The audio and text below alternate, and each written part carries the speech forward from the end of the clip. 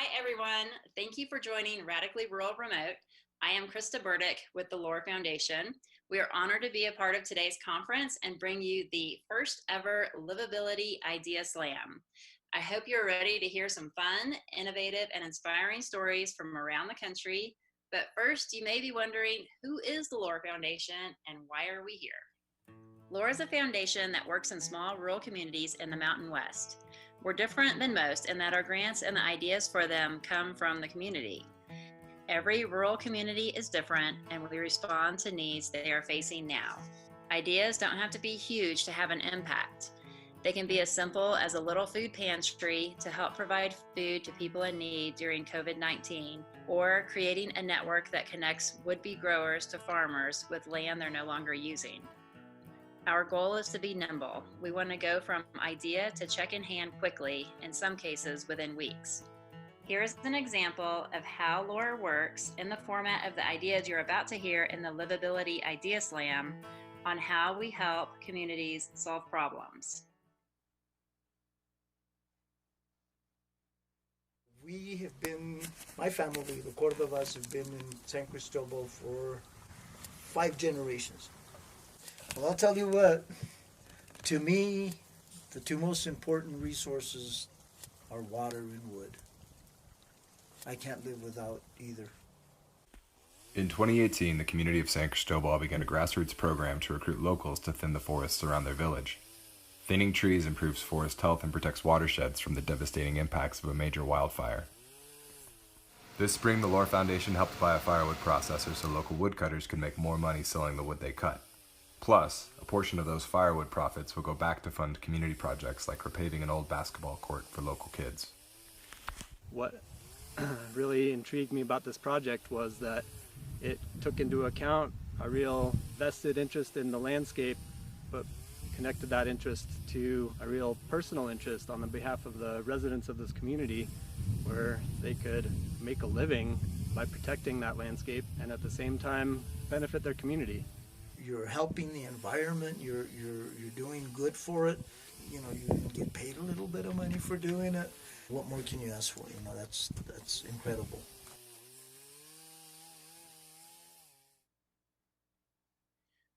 But enough about us for now. Next year, we hope to be there in person and meet all of you. There are a lot of other organizations doing incredibly innovative and impactful work, and we're excited to share those ideas with you now.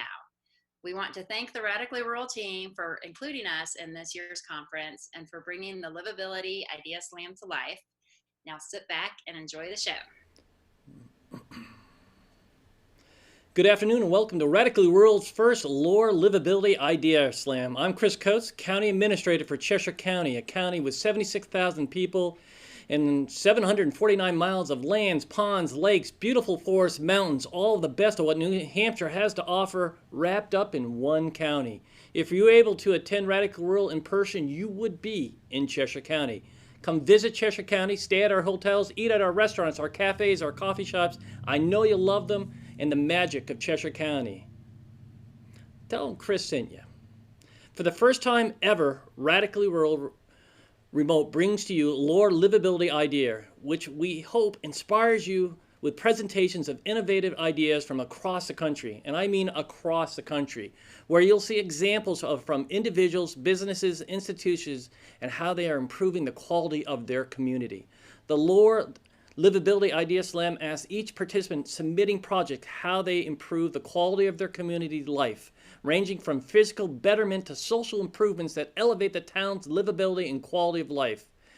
We have selected the top 14 innovative ideas for you to view, rate, and be inspired by. You'll be rating each video based on 3 criteria. 1, how innovative is the idea? 2, how inspirational is the idea? And 3, your overall impression of the project, taking into account the first 2 criteria, then adding in how the problem's solved, their goal, and their outcomes. The video will be scored from your ranking, and the 3 winners and the 3 runner-ups will be announced at the beginning of the Radically Rural closing remarks on the main stage starting at 4 p.m. So join us on the main stage at 4 p.m. to see if your choices won. So let's begin. First up, is the Maine Music Health LLC from Cornish, Maine. Their slam idea: Maine Music Health created a conference training program for healthcare professionals to learn from certified art, music, dance, and drama therapists, to teach counselors and social workers and OT and PT and speech therapists to use the arts as a creative tool for healing. Here's their video. A young woman named Kate Beaver from Gorham wanted to move back to Maine after living in New York City and graduating from NYU. She wanted to help others heal through the power of music. She found there weren't many opportunities to do so, so she created her own. A jam session on a Friday morning looks like a lot of fun. And it is, but for 12-year-old Izzy, it's therapy. Hello to the guitar. An emotional experience, like laughter. Nice to play you too. Is something we may take for granted. Don't sit under the coconut tree, 'cause a coconut might fall on Izzy can't find the words herself. your ears. But when she hears music,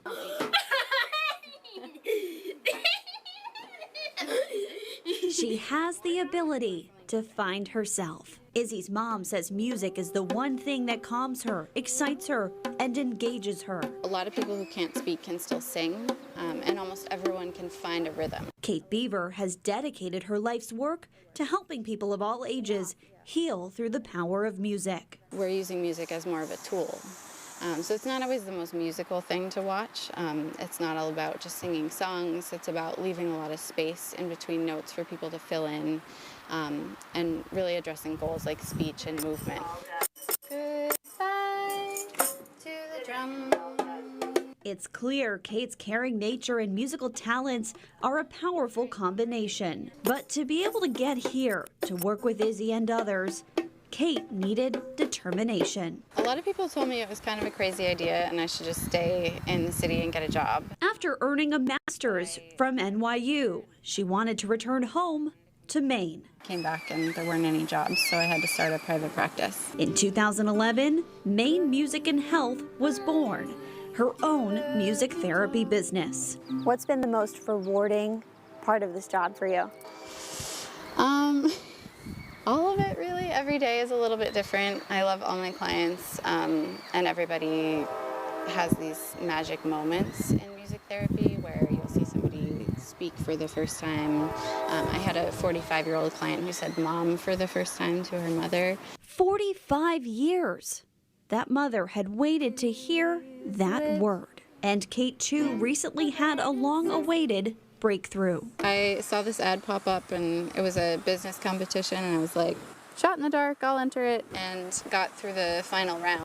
Out of a couple thousand business owners, Kate did not win, but she did place, taking home $10,000. She'll use the money to train other music therapists. Spread the love a little bit. Spreading the love, one laugh at a time. And Izzy's mom tells me Kate's knowledge, expertise, passion, and patience has allowed Izzy to develop and be a contributing member of her class. At home, she says they have daily dance parties, and Izzy is learning to move to the music. Really special. Oh, that's awesome. Yeah, it was cool hearing her laugh today. Yeah. It was awesome. Yeah. Oh, that's so great. talented. We're back here. Next up on our list is Snow Deep Designs from Lander, Wyoming, and their slam idea is Snow Deep screen printing designed, helped with hanging hard cardboard affirmation signs, coordinated installations of face and the whole paintings, and spray painted a little couple little games so that the community could come together during the COVID times that we're struggling and we were isolated. So here's their video. Hello, I'm Deneen.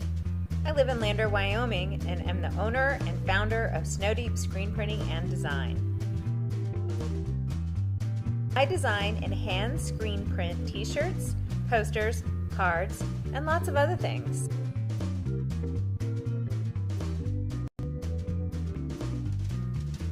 I started Snow Deep in 2012 out of a desire to create the job I wanted. From my prior work experience, I knew the Lander market was open for an artist-founded screen printing shop.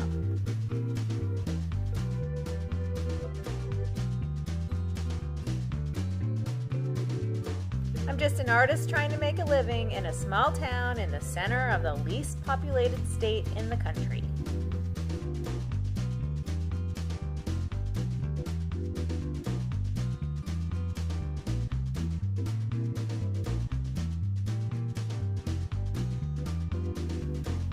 But hey, Lander has so much to celebrate in the visual realm. We have beautiful mountains, rivers, and wild animals.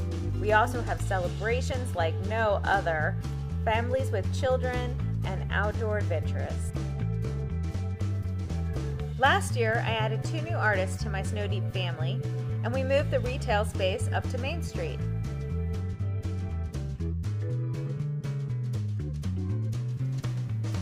This year, because of COVID, sales seemed very uncertain. So we partnered with LOR to liven up downtown with some artistic.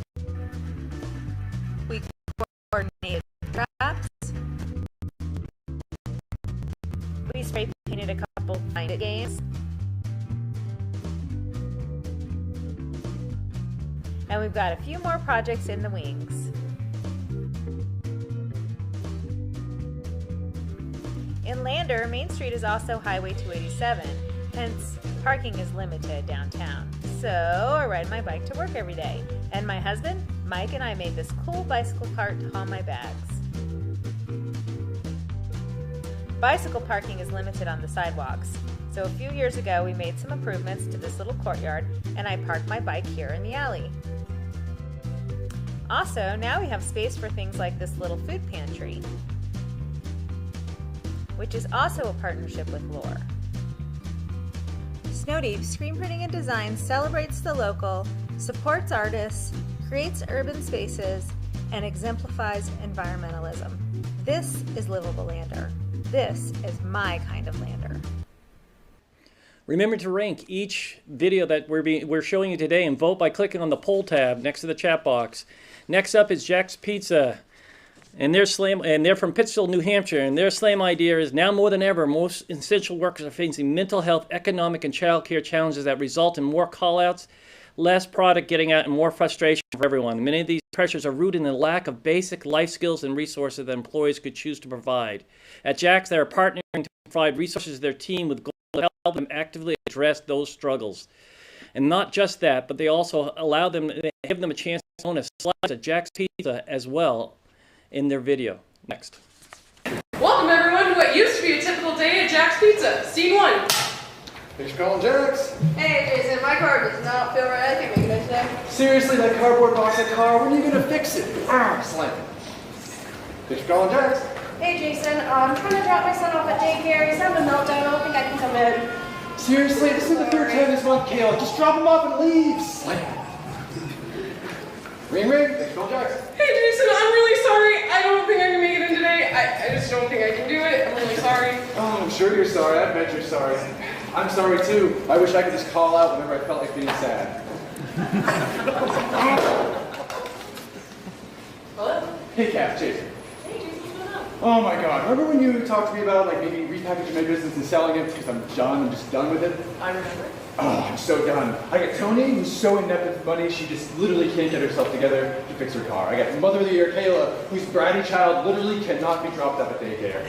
And I got Raquel. Raquel was so sad she can't come to work. Literally too lazy to come to work. I'm done, Kat. That sounds like a lot.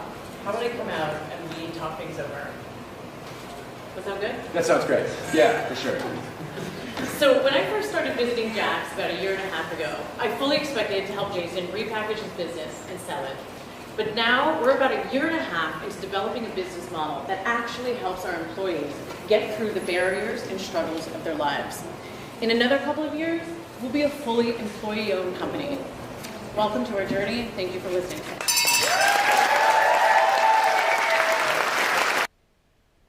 Again, a reminder just to vote by clicking on the poll tab and rank your each video as we go through them. Next up is the Monadnock Regent Rail Trail Collaborative. And they're from Keene, New Hampshire, and their slam idea is the Monadnock Region Rail Trail Collaborative wants to restore and maintain the Cheshire, Asheville, and Fort Hill rail trails that throughout the Monadnock region to connect southwest New Hampshire via the rail trails to Bellows Falls, Vermont, Brattleboro, Vermont, and Winchendon, Mass. Here's their video. Hello, this is Mike Walczyk coming to you from southwest New Hampshire, known as the Monadnock region, and I'm going to be talking to you about a rail trail big picture plan. It involves 3 states, state of Vermont to the west, state of Massachusetts to the south, and southwest corner of New Hampshire. 7 trails are involved, one north up in Bellows Falls, Vermont, called the Saxon River, Cheshire Rail Trail that runs north from the north southeast through the state of New Hampshire, the Ashwelot Trail, which starts in Keene and runs southwest, and then the Fort Hill Trail that runs up north and gets to Brattleboro. Then in Brattleboro, there's a trail called the West River Trail. We'll be connecting with that. Down in Massachusetts, there's a trail called North Central Pathway. We'll be connecting with that, and also the Rare River Trail. We'll be connecting with that one as well. 13 municipalities are impacted, so all of these towns will be impacted positively by the use of the rail trail and increased traffic once we get them all restored. And beyond that, also all the towns that are along the connecting trails that we'll be connecting with. The way you read the map is green means the trails are completed and in great shape and in maintenance mode only. Yellow means the trail is in some level of planning, and red means that they have not been improved. And that's the objective of this group, is to get all the trails green.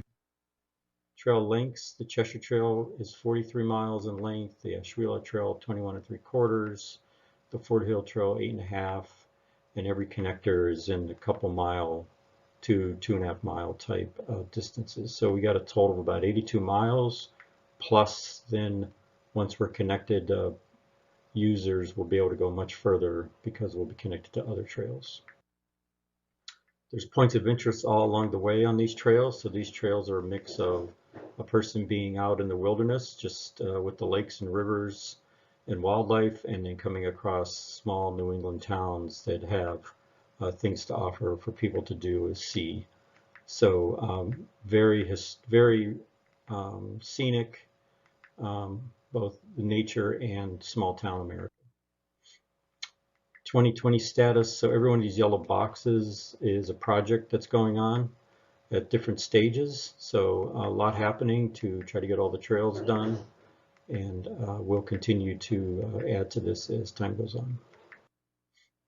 So basically what we're doing is we're putting together the puzzle. We got the big picture plan, we've got funding resources, we have municipality commitment, we have right-of-way encroachment issues that we're working out, federal state agencies that are committed, maintenance plans we're working on putting together. We have working teams for each of the major sections, a cost estimate and the cost to do it, and then finally matching funds. So thank you, and I hope you enjoyed it.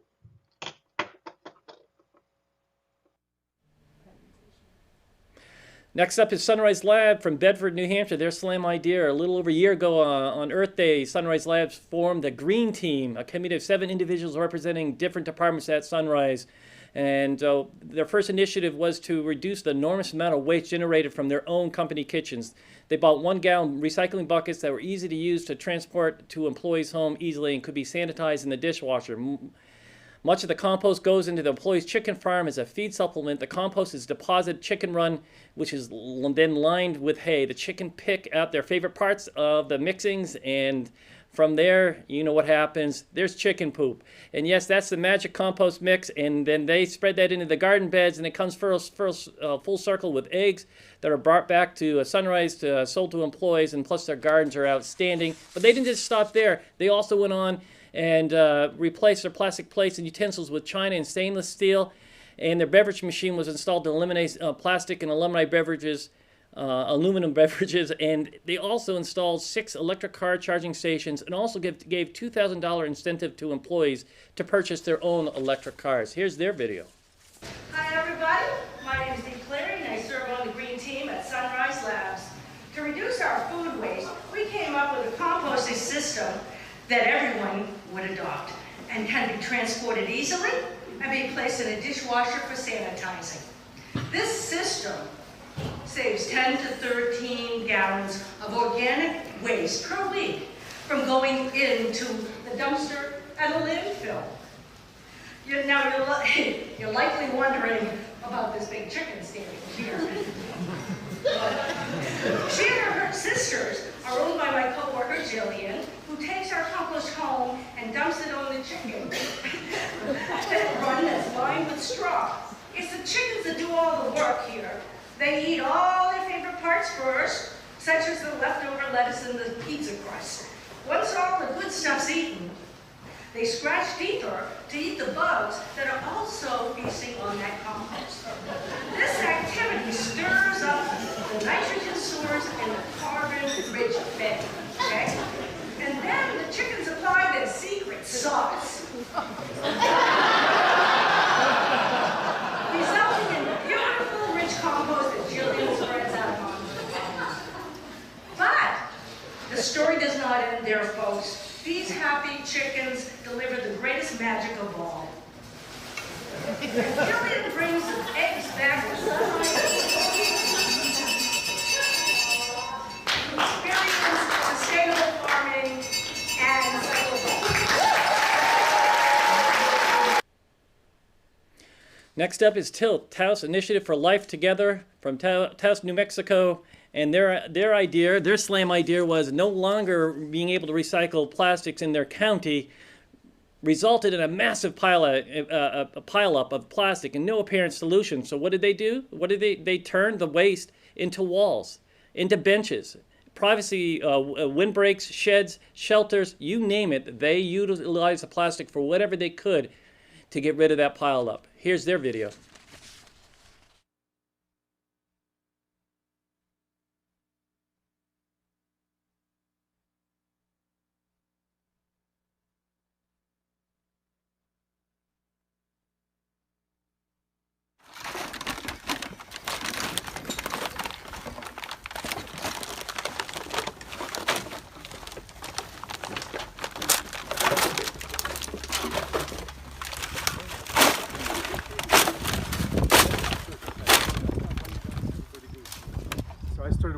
Plastic and paper probably 25 years ago. The first project I did was with large bales of plastic and paper. From there I realized that the bales were huge and they weighed a lot and it was hard to work with. So then what I did was I decided to use smaller bales, so I made some small bales. Those, however, weren't as concise and strong, harder to control. So from there I went to gabion baskets and did my horse barn in Colorado with rocks from the field basically, and so I got a real handle on gabions, what you could do with gabions. Basically it was just the connection of the two ideas, using waste plastic because it's such a problem, and a gabion basket because it's so easy to use, anyone can make it, and off you go.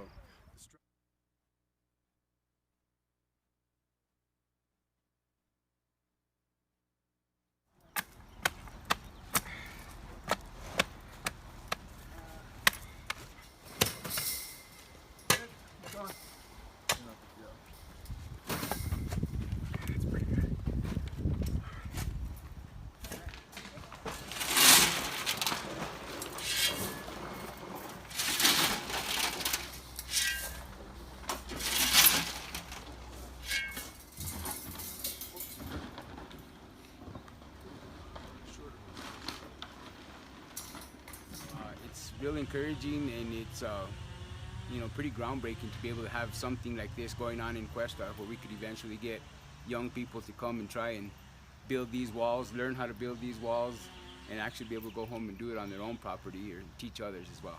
Get one wire. Oh, it's missing here. Gotta go back a little bit. There you go. Right. There you go. Here it comes. Make a You good?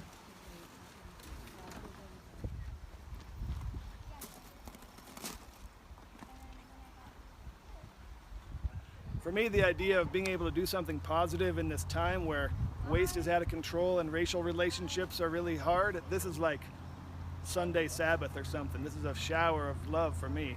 I just love the idea. I haven't even been able to count accurately how many families' years worth of trash can go in here, but the idea of diverting that from Taos County landfill and into actually a shelter, a home, sunshade, whatever we can do, it gives me great hope. And then to work with these guys interculturally across our cultures, trying to make a better world together here in Taos, regardless what's happening outside of our county.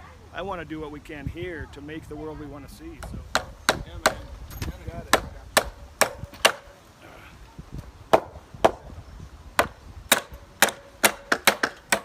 I think it's really cool that people here like build out of mud, and I think this could be like a second step, like go from like building out of mud to like using this instead, or like combining the two maybe. Yeah, I wish this was something that we did like in my town in Goshen, Indiana. Yeah, because you kind of wrapped around a big loop there. Yeah, and as long as we just get two, I think we're okay. I got a call from my...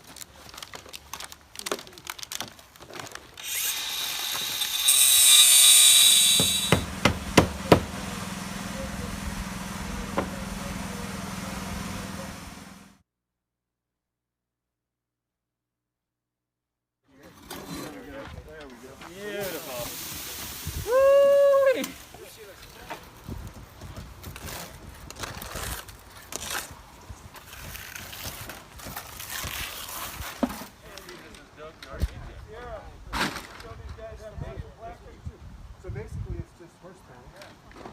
We're lining them with chicken wire.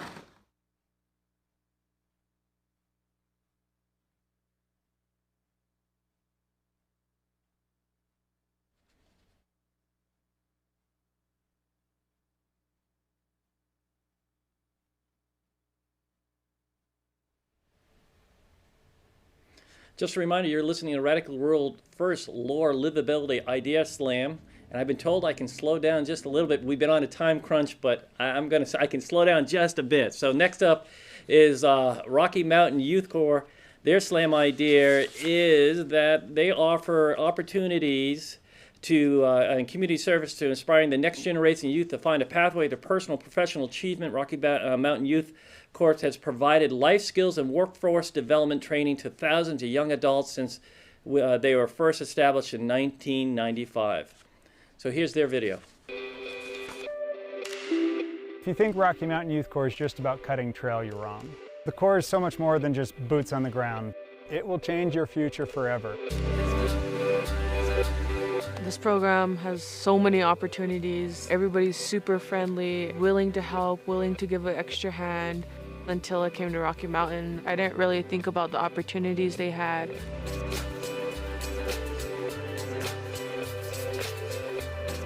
If you have college debt, or if you're thinking about college, we have a scholarship program. It's brought me confidence, it's brought me hope for my future.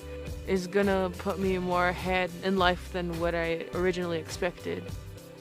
Whether you want to be in conservation or biology or psychology, or you want to run your own business, Rocky Mountain Youth Corps can help you get there. We deliver the personal and professional development opportunities to help you accomplish whatever your goal may be. Rocky Mountain Youth Corps is just the beginning. They're literally a stepping stone to my future. They're already giving you a hand for help. All you gotta do is just grab it.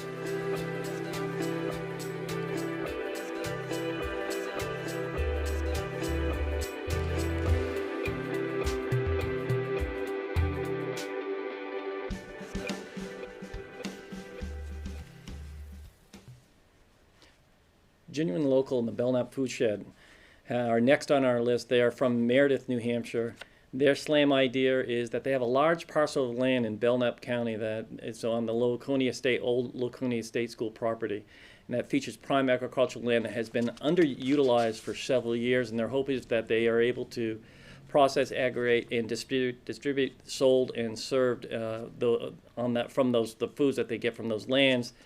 And that from that they can also learn how to and teach others how to farm the lands, and in doing so, they will help their community and local farms and allow access to farms and local makers who have lost touch with their customers. They have implemented many different ways since COVID-19. They've seen a tremendous surge in demand for local food. At the same time, they've had access to traditional outlets was declining. Farmer markets were choosing to open up on limited basis, and they are now currently working with over 20 farms and local makers, including the New Hampshire food hubs, and offering over 300 different locally grown and made products. They offer curbside pickup in Meredith and Loudon, and home delivery in both Meredith and Laconia.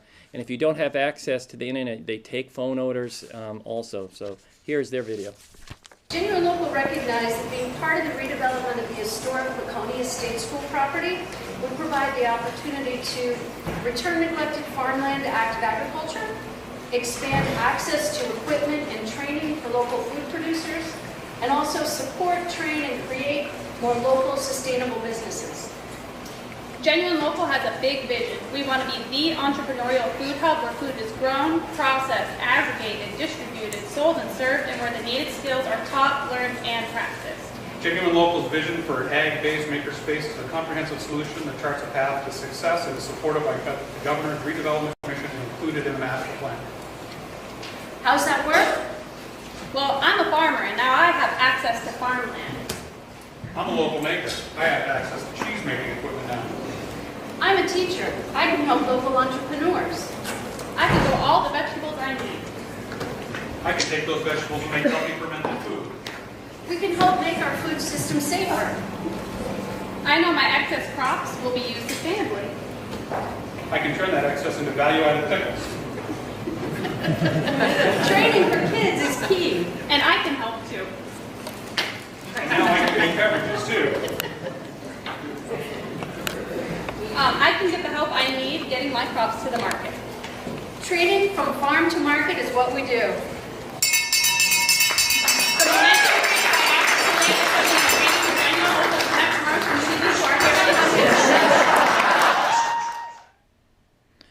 Next up is the Record Journal, and they're from Meriden, Connecticut, and their slam idea is that they call it hashtag RJ Support Local Live Week of Giving, where they had 5 to 10 minute conversations on Facebook Live with 27 different local nonprofits to spread the message of the services they provide to our local community, to tell the community how we can help them now through donations, volunteering, and more. The nonprofits love this opportunity and exposure, to the point where they reached out. They reached over 123,000 people. They had over 58,000 video views and over 6,000 engagements. These videos allowed many people in the community to quickly learn about the nonprofits and what they do, and in short and succinct, people were able to truly understand and receive the services from the nonprofits or contribute to the nonprofits. Here is their video. Good morning, everybody. Jamie Giannini from the RJ Media Group here with another segment of RJ Support Local Live. Thank you, Bon Giovanni's, for supporting this, to the Bon Giovanni Insurance and Financial and BSP Insurance. We have Trey and Nikki here with us, and we're here at Maloney High School over on the east side of Meriden. How are you guys today? Great. Great. Wonderful. So we are here with the Meriden Board of Ed, learning about what they're doing for the food service program for summer, along with what the plans are for fall 2020 reopening. How is everyone today? Doing great. Wonderful. We'll go down the lines. This is Susan. Susan, why don't you go ahead and introduce yourself? Hi, I'm Susan Maffei. I'm the Director of Food and Nutrition Services for Meriden Public Schools. Wonderful. And we're going to go over to Mark. How are you, Mark? Hello. Hi, Mark Benigni, proud superintendent of the Meriden Public Schools. Wonderful. And David? Hi, David Salafia. I'm the Family School Liaison Coordinator for the district. Great. So thank you so much for inviting us here today to learn a little bit more. Hi, everyone. Welcome to RJ Support Local Live Week of Giving. I'm Liz White, publisher of the Record Journal. And I'm Jamie Giannini, Strategic Sales Manager of the Record Journal. This week, we're chatting with several local nonprofits to learn more about the services they provide to the community and how we can support them. Right now, we're with Carlos Colazo and Don Crouch from the Olbrich Boys and Girls Club. Thank you both for being with us here today. We really appreciate it. Thank you for having us. Absolutely. So before we get started, why don't you tell us a little bit about both of your roles over at the club? Don, go for it. All right, Don Crouch, Resource Development and Marketing Officer. So a little bit of everything from marketing to community outreach to raising money to special events. And we're launching a new website next week. So webmaster this week. So a little of everything. Yeah, all right. My name's Carlos Palazzo. I'm the executive director of the Elbert Boys and Girls Club. I've been at the helm of this organization for roughly 2.5 years now. We're back. Next up, Taos County Economic Development Center. Taos, New Mexico, SLAM idea, ranchers needing an accessible resource to process their livestock rather than driving to distant established locations around the state and out of state. The mobile matanza was a creative idea in response to a community acknowledging that processing livestock is an obstacle for local ranchers to reach their consumers and financial goals. Here is their video. Here we are in beautiful Taos, New Mexico. This is the mobile matanza featuring the Taos County Economic Development Corps with our executive director, Mercedes Rodriguez.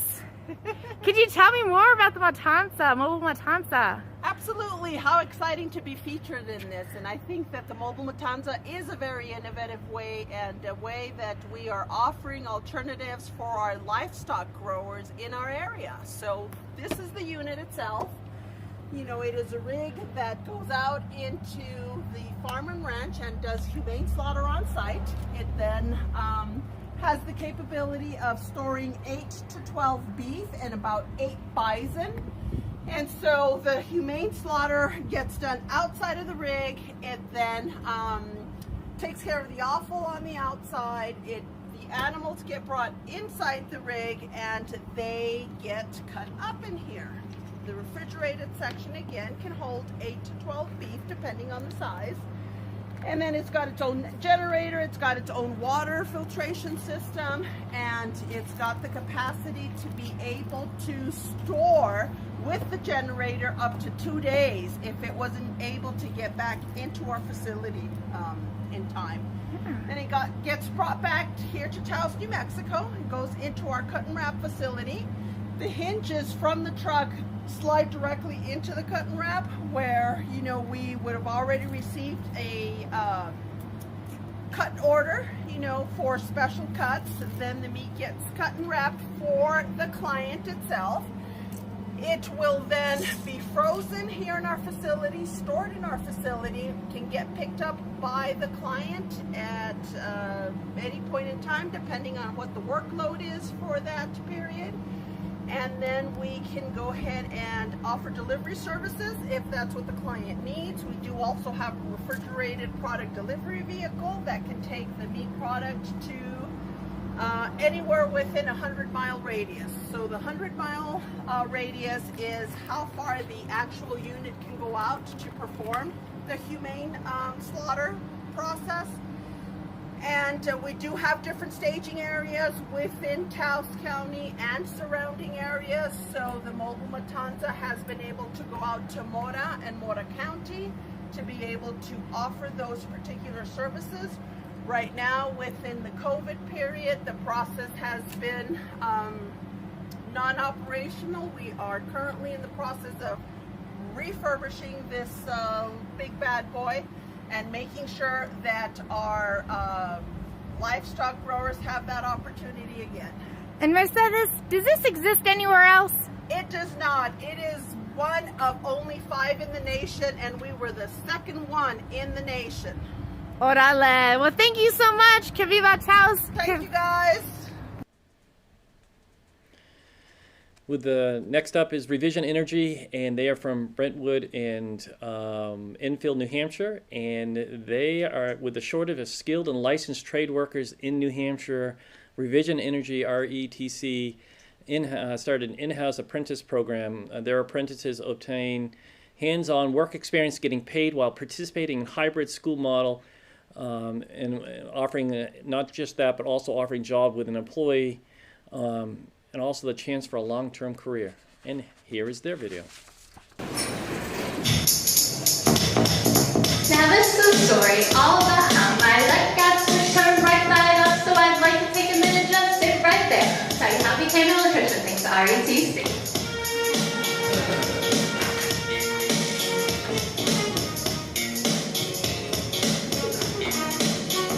In Brentwood, New Hampshire, born and raised on the mountains where I spent most of my days hiking and biking, relaxing outside pool, working on the garden, outside of school, and a couple of guys who are up to some good. Started flinging solar in my neighborhood. I got one little sack with my mom downstairs and said, you're working at revision enrolling in ROTC. I applied for a job, and when I got hired, my title said apprentice, and I had a new career. They paid for my schooling, and I knew this was where, but I thought, yeah, let's do this. It'll take me 4 years. I rolled up to the shop at 7 a.m. and I yelled to the crew, come on, let's go do this. Looking at my growth, and I'm finally here, a licensed electrician, ROTC.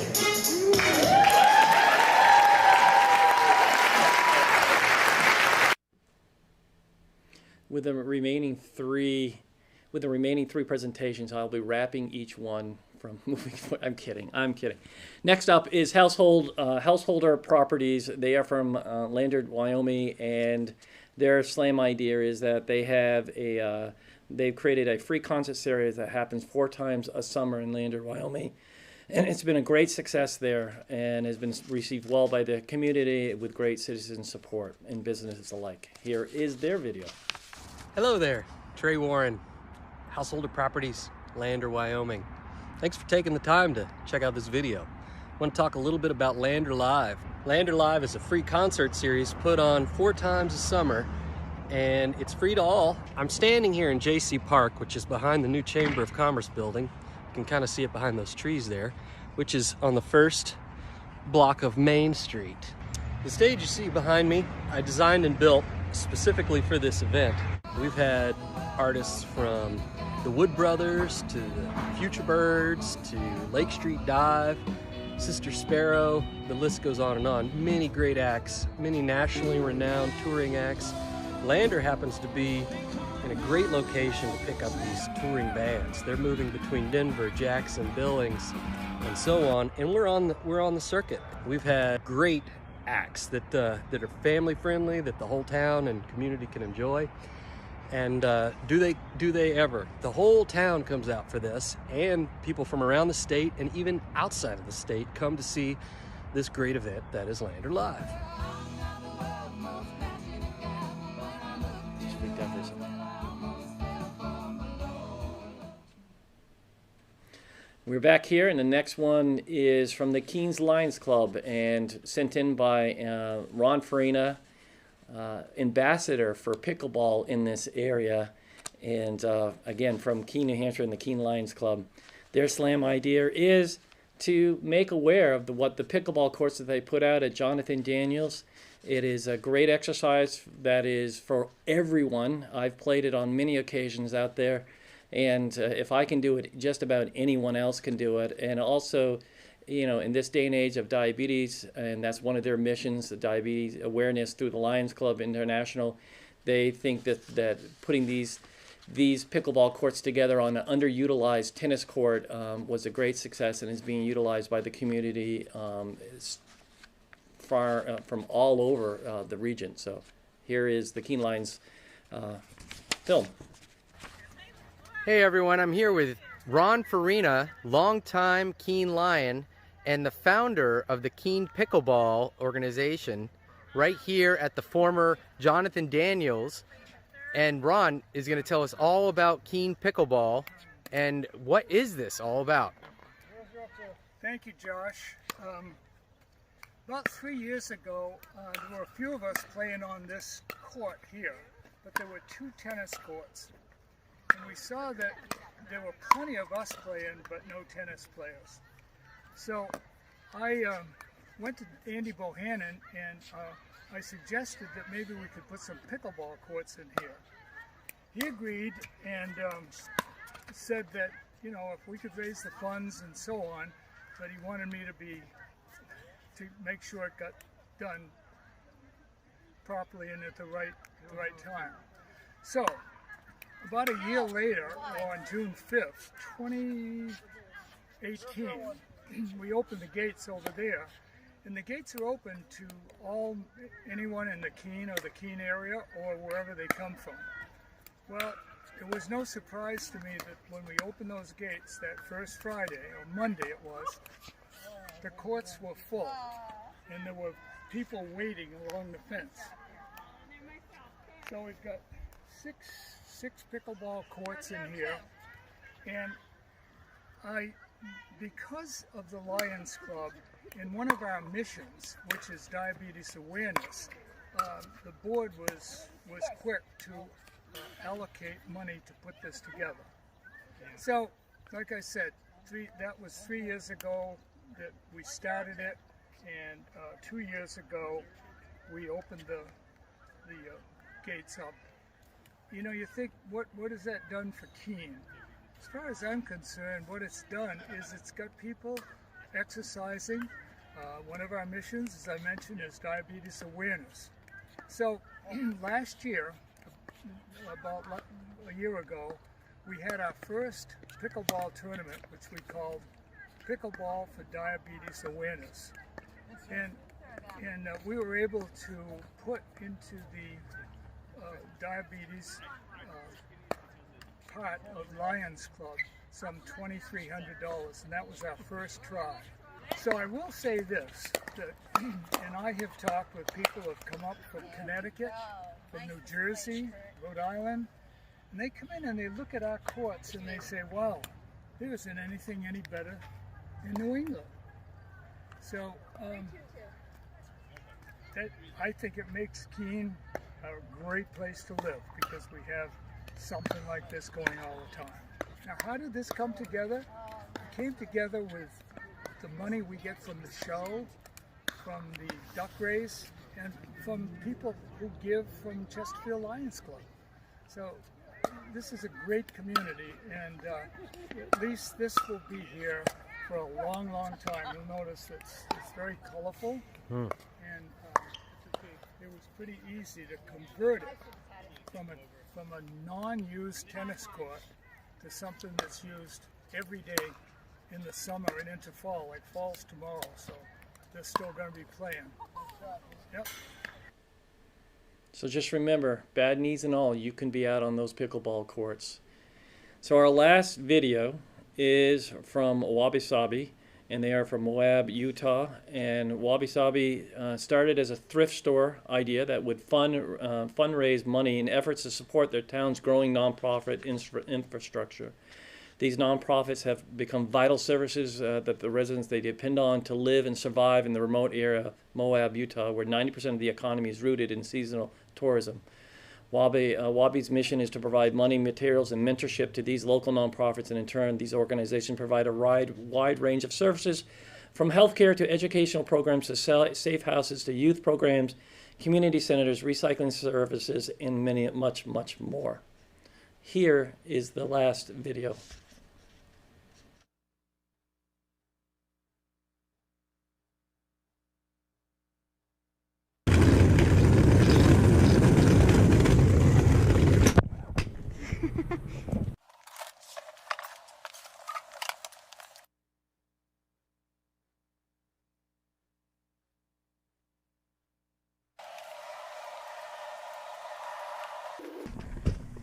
What is that?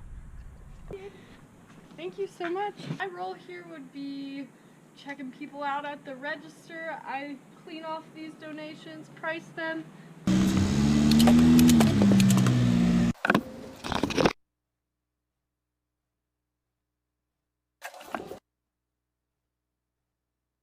Full of tips. Make sure the clothing is right side out so we don't have to turn it. Hi, my name is Liz Dana, and this is my daughter Magnolia, Executive Director here at Wabi Sabi. How is Wabi helping with sustainability? And one of our core values is insist on going green whenever possible. Wabi keeps all of these clothes out of the landfill. These are what we call our bulk items, and these clothes have a second home. They're going to go to somewhere in New Mexico where they'll be processed and shipped all over and used for, some of them will be repurposed and recycled. Some of them will go on to see other thrift stores. We're pretty excited about this. Hi! I came to see what's going on out here. You come to open one of these containers, ma'am, we can't open these. Don't have to say anything. Nope, you can just wave. Who are you and what do you do? I am Deb Winters, and I am the General Manager and Volunteer Coordinator at Wabi Sabi. Wabi Sabi is a very unique organization. Well, we have 10 nonprofit partners that we switch out every year. We're basically like a hub for nonprofits in our area because we have over 111 currently registered nonprofit organizations. We provide money, materials, and mentorship is what we do.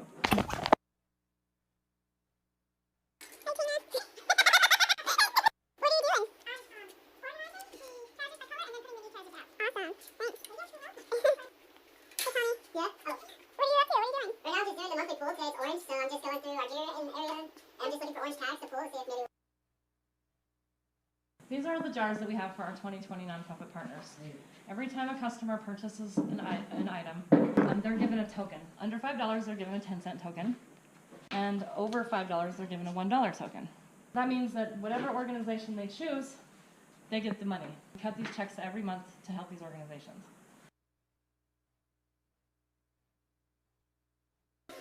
In 2019, we gave away $88,071.94. Community donations was $15,000 of that. MAD grants, $12,344. Those are for organizations that need training for their employees. And immediate relief vouchers, those are for people who need something that we have in our store. They can come here, they're homeless, they're passing through, they need shoes, they need a tent, they need anything, they can come. They can get a voucher, they come here and they spend it, and we help them with those. The cash that we've given away from these jars is $34,964.37 last year. That's great. Thanks, guys.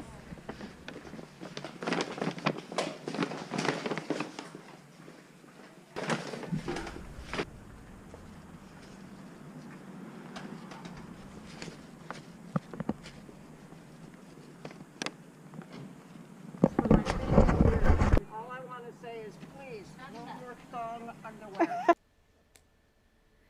Well, that brings us to the end of the first Radically World Remote LOR Livability Slam. I want to thank everyone who joined us virtually, and to all the participants who took the time to send in video and also write in why they wanted to participate today. Thank you so much. I thought I'm walking away saying there are some things that we can bring back to this community that I saw today. I hope you did too. And again, for everyone who tuned in today, tune in at 4 o'clock on the virtual main stage to find out the winners of the first LOR Livability Slam. And I also want to give a shout out, if you want to see more ideas like these, tune into the NHBSR Sustainability Slam November 12th. Enjoy the rest of Radically World Remote, and thank you for taking the time today.